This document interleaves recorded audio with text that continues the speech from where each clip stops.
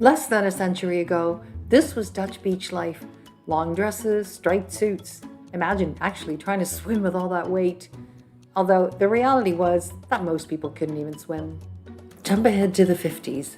Church was still attended. But when the itsy bitsy teeny weeny yellow polka dot bikini hit number one in 1960, you could feel a shift coming. By the 80s, churches were emptying, and the Netherlands was speeding through one of the fastest cultural changes in the Western world. It revolutionized everything, how we looked at beaches, bodies, and what normal even meant. Every country had some kind of movement in the 70s, but in the Netherlands, it didn't fade. It stuck. It became everyday life. So how did we get here, and why are we so proud of it? Hey, hoi, welcome to the Dutch door. Kom erin. Ga je mee? A century ago, the Netherlands wasn't the relaxed, open society people picture today. We were like most European countries, Catholic, socially conservative, and pretty close-minded about anything to do with the body. But something had already been brewing here for centuries. Back in the 1500s, Erasmus, a Dutch humanist, pushed a simple idea. Use your brain, question authority, and let reason guide you. It sounds small now, but at the time it was explosive. Then came the Reformation. Huge parts of the country broke from the Catholic Church and built a culture where people read for themselves, debated everything, and trusted individual judgment over strict tradition. Fast forward to the 20th century. By the time the Second World War ended, the Netherlands had lived through trauma, scarcity, and occupation. When peace returned, people were ready for something different, a more open, practical, modern way of living. And that was the turning point. The combination of humanism, debate culture, religious decline, and post-war rebuilding set the stage for the massive cultural shift that hit in the 60s, 70s, and 80s, including how the Dutch now see beaches, bodies, and freedom. Then you hit the 1970s, the moment Dutch beach culture snapped into something completely new. But it didn't start at the coast. It started right in Amsterdam, Vondelpark, the Amstel, city lakes. Young people lying in the sun and suddenly taking their tops off. No movement, no manifesto, just, it's hot, this is easier. And the reaction? Religious groups were furious. Newspapers filled with angry letters. Church leaders said this was the end of decency. One mayor even tried to ban topless sunbathing completely. But then the most Dutch thing happened.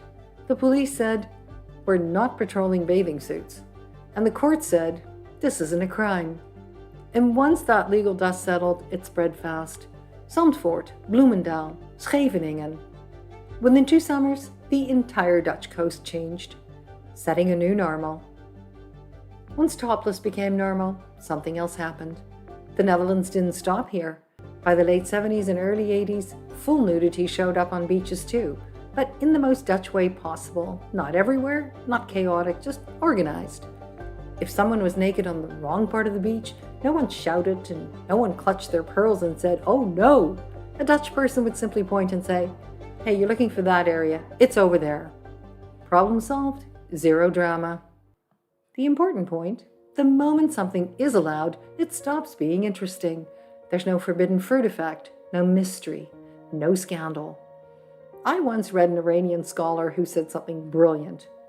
Ankles were never as fascinating as when I lived in the Middle East. And that's the point. Scarcity creates obsession. Access creates boredom. In the Netherlands, nudity became ordinary. Topless, full nude. After a while, it blended into the landscape. It wasn't about being provocative. It was just another way to enjoy the beach.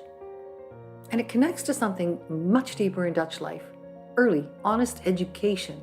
Kids learn about bodies in a normal, practical way. Families talk openly at home. There's no shame around simple facts. The result speaks for itself. The Netherlands has one of the lowest teenage pregnancy rates in the world. When you mix open conversation, early education, and a culture that doesn't turn bodies into forbidden objects, you end up with beaches where people don't stare, policies that are boringly sensible, and a society that just gets on with life. This whole Dutch attitude, not staring, not judging, not turning the human body into a crisis, shows up in places you wouldn't expect.